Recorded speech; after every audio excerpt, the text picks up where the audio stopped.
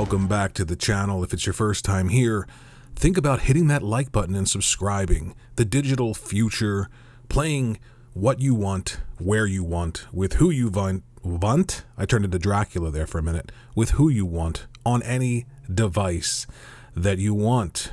Accessing those games, downloading them instantaneously. They're ready to go at midnight.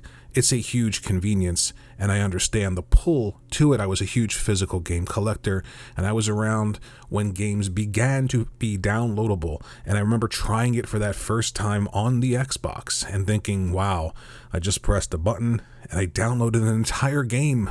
I didn't have to go to the store.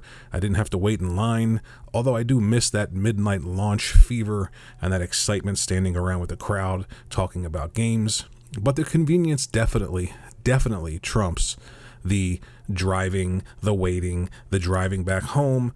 I understand it, and I understand that pull, and I'm primarily digital. I've downloaded all of my games on the Xbox and the PlayStation.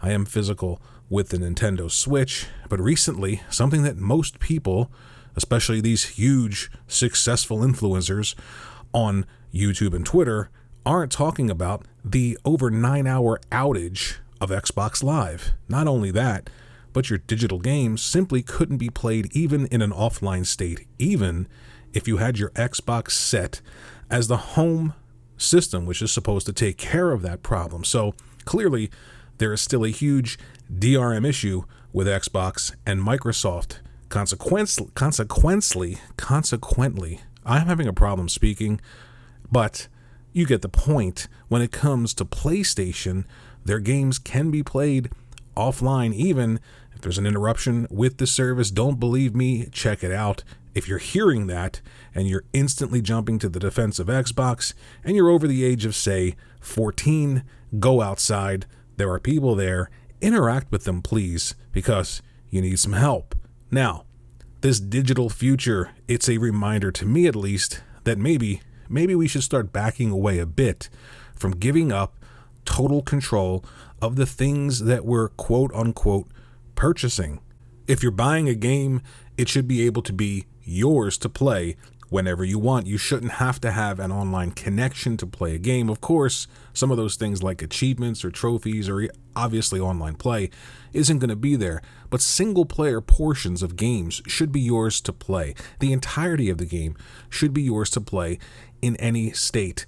And the one group or the one system, the one company that's pushing this idea of digital only and this, hey, we're going to have a stick that allows you to stream Xbox games to your television real soon, and the crowd is jumping up and down screaming about how amazing that's going to be.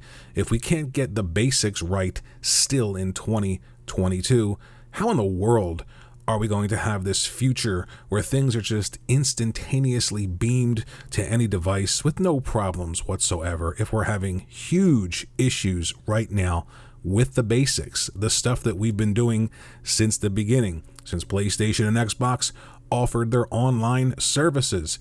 If we're not getting that right, how are we going to do everything else? You've got to learn to crawl before you can walk, and you certainly can't run if you can't walk. And it seems like the basics are still a problem when it comes to Xbox and their issues with DRM. Something else that this is highlighting, at least to me as somebody who's really old and not growing up or have grown up in this environment of social media and YouTube accounts tied to particular brands and podcasts tied to particular brands, and the idea of telling people what they want to hear so that more people subscribe to you so that you can get ad revenue and you can be this Xbox or PlayStation person. There's got to be a place where people can get just actual information without any spin. And I just cannot stand the fact that these huge Xbox-centric YouTube channels, influencers, social media personalities just simply are completely and totally disingenuous. And I'm sure there are PlayStation-centric people that do the same. I'm not aware of many. I only know of one PlayStation channel, the one that I go to get information. Is somebody called Mystic. This person isn't involved in console warring, just likes PlayStation and gives out information. But It needs to end. At least maybe I can do that. Maybe I can, with my 400 or something subscribers, can just talk about issues like this and say they need to be talked about, they need to be addressed, they need to be brought up. I'm having a problem speaking big time in this video. And if they're not, it just points to a lack of credibility.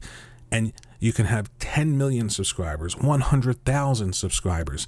It doesn't mean that you're a genuine person or that you're somebody who really cares and likes gaming as a whole. So yes, this is a big problem for Microsoft. They can't talk about the future. They can't talk about streaming, cloud gaming, more people have played this game, engagement, if they simply cannot get the service to work properly, the basics. This has happened before with Microsoft. DRM has been an issue. Playing games in an offline state has been an issue. No other system, the Nintendo or the PlayStation, has this problem. Microsoft continues to have it behind the scenes, and when these outages happen, we start to scratch our heads and say, wait a minute, my system is set in an offline state. Why can I not access these games and play them? It doesn't make sense, and it doesn't make sense because they want that control. They're not willing to give it up, and it needs to change. Let me know what you think in the comment section below. Thanks for watching the video, and I'll see you in the next one.